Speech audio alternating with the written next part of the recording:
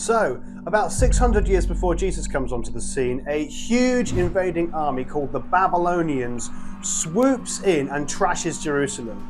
They destroy the temple, they smash the city walls down, they burn their protective gates, and they kidnap all the best and brightest people. The country, and especially its capital, are left in utter ruins. Fast forward over 100 years, and there's a Jewish man born in that captivity called Nehemiah.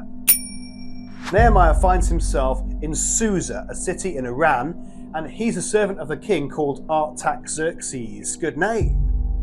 Nehemiah's brother has left Susa and he's travelled all the way back to resettle in Israel. The whole country is surrounded by enemies who do not want the Jews to resettle.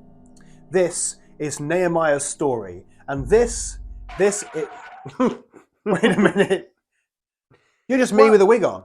No, I am a totally different historical character who just happens to have your devilish good looks and sparkling personality. You forgot to mention my great sense of humor. No, I didn't forget. Wow. Okay, Nehemiah, tell us your story. I am Nehemiah, son of Hakaliah. You sound like a scene from Lord of the Rings or Wakanda Forever. Nehemiah, son of Hakaliah. Actually, because I'm born in captivity in a foreign land, my family tree is hugely important. Oh snap. Yeah. So anyway, this is my story. It begins when my people, the Israelites, are scattered across the earth. I was in Susa, a city in a country you now call Iran, working for the king. The king's name... Artaxerxes. I've told them this already. Can we get on with it? It was the Jewish month of Chislev, between your November and December, the middle of winter. And I had a visit from my brother who was trying to resettle in Jerusalem. I've told them that too. I asked how our people were, and this is what he told me. Those captives who came back home, they're in trouble. The city is a disgrace. Our walls are broken down. We have no protection or dignity. Our gates have been burnt. When I heard this, it broke my heart. Yeah. I sat down and I cried for days and days. Finally, I stood up and I prayed to God. I prayed, Lord God of heaven, you are great and fearsome, and you keep your promises. You promised us that if we didn't live your way, you would remove us from our land. But you also promised, God, if we turn back to you, you would bring us home and you would restore our land and you would restore our nation. Help us, God. Help us rebuild your city of Jerusalem. And when I'm next to see the king, would you grant me your favor? Now, King Artaxerxes, amazing name.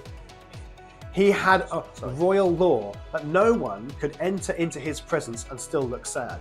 But I knew that my heart was utterly broken over the state of Jerusalem. But I was summoned to be the cupbearer to the king, to bring him his food and taste it first in case it was poisoned, a very trustworthy position.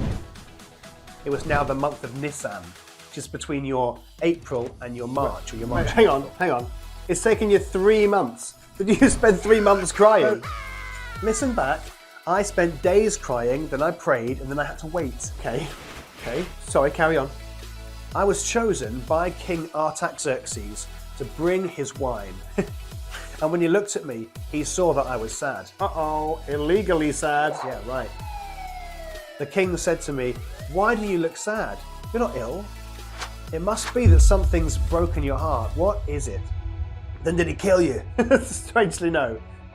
So I sent up another emergency prayer like you do, and I answered him with the truth. I said, oh king, may you reign forever.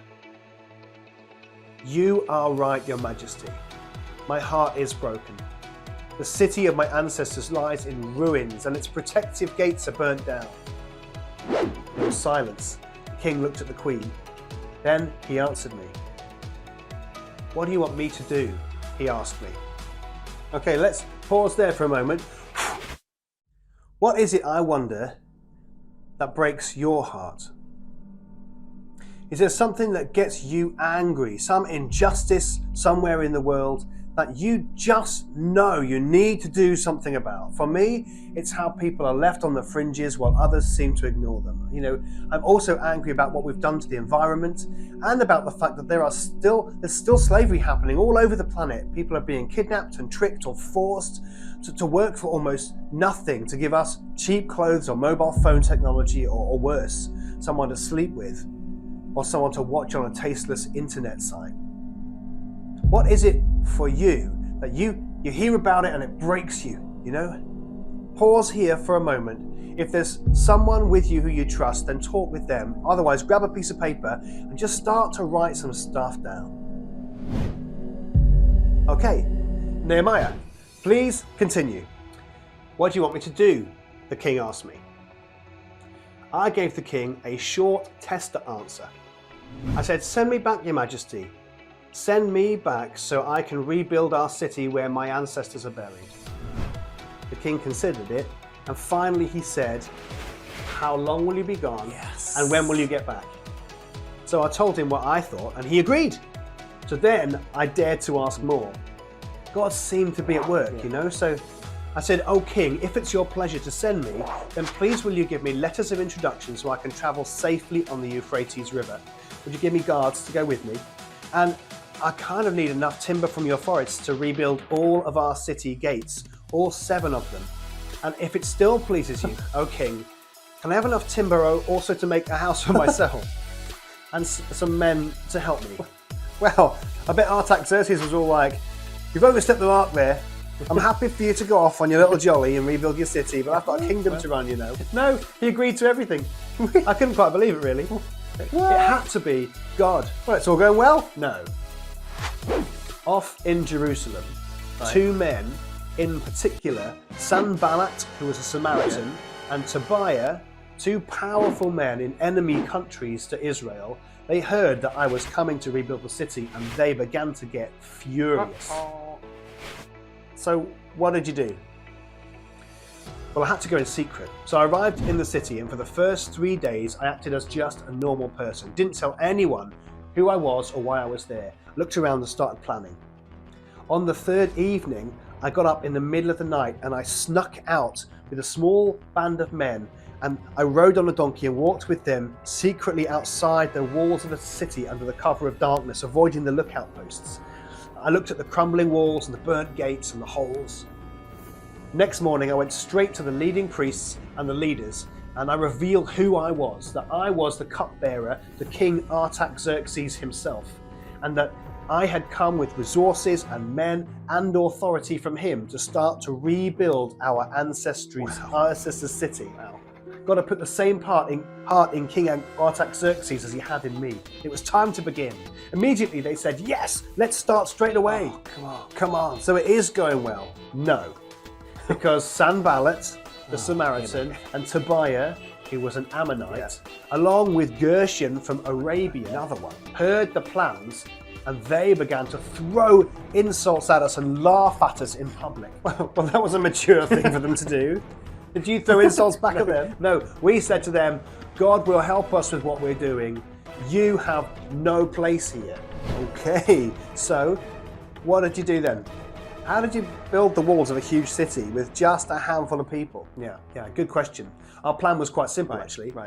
I went around the city walls and I found family groups who lived near each section of the wall, and I said to them, "All I need you to do is to concentrate on rebuilding the part of the wall that is near you. Don't worry about the rest. Just build the parts that are broken right where you are." And pretty soon, hundreds of people had caught the vision, and all around the entire city, families came together and were setting to work, building and mending and working with each other on the part of the wall that was broken right where they were. Oh, let's pause there. Working together on the parts that are broken right where you are. That's powerful, It's fine for me to get all angry about modern slavery, but if I'm still buying cheap clothing and not checking where it's from, or I'm watching shameful stuff online and not even asking if those people have been trafficked to be there, I'm still part of the problem. But choosing to buy from ethical companies or being careful what I watch, that's part of me fixing the wall right where I'm supposed to be. I sponsor a charity that goes to work ahead of people traffickers. It educates the people in danger areas where they might get taken. That's me helping to fix the wall where I am. I do get angry about people on the fringes who are getting left out, but what am I actually doing about it right here and now? To go to someone and to have a conversation with them. Do I make friends with people that some people find it difficult to be friends with? That's all part of me fixing the brokenness right next to me. So pause here again. Talk with someone or write something down about what you are already doing or how you can start to do one small thing that hits that button that makes you angry and is part of making a difference right here and right now. Okay, great. Let's have the end of Nehemiah's story. Nehemiah, everything seems to be going well. Well, no. You see, Sanballat the Samaritan becomes more and more furious. He shouts over to us, "What are you feeble Jews doing? You think you can rebuild these walls? Can you make anything appear out of this rubble?" And then Tobiah joins in. "Well, look at your walls," he says. "Even a tiny fox can knock over your pile of stones." So I prayed, "God, don't let these people triumph over us." Sounds like praying is a common theme in your story. Yeah. So, I mean, God's the only one with power, Alex, not me. Ooh, double snap. Exactly. So the people worked really, really hard, and soon the walls were about half where they needed to be. But Sanballat and Tobiah and the other Arabs, they saw the walls going up and the holes being repaired, and they stirred up trouble. They caused fighting to break out between their people and our people. We kept on praying and building and training up people to fight.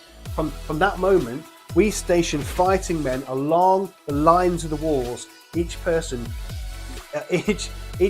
building with a trowel in one hand and a weapon in the other, building and fighting and building. Soon, through all of the struggle and the hard work and the prayer and God's protection, and because every person built and fought where they were, the city walls were eventually repaired and the gates were all back in place. Our next step was to reboot the city's worshipping community, but that's another part of the story. Not now. Okay, so stop there.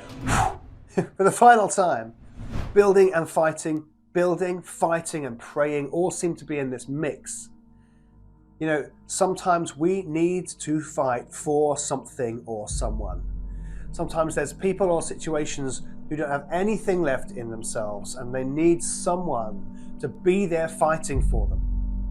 It might well be, but at the moment, what you need is someone to be fighting for you or alongside you. If that's the case, allow them to do it. Don't go it alone. We are designed to come together as families and friends, to rebuild each other and to fight for each other as one. Might be you need to say to someone, "Would you pray for me?" Or maybe there is something practical someone can do for you. Might also be, as we've been thinking about all of this, there's something burning away in your heart, like Nehemiah's heart, and you know you've got to fight for this. Then pray about it. In both cases, pray about it. Ask God, who is strong and compassionate and caring and loyal and fearsome. Ask God to fight for you, to go ahead of you, to make a way for you to be a change maker. Then, like Nehemiah, wait for God to move.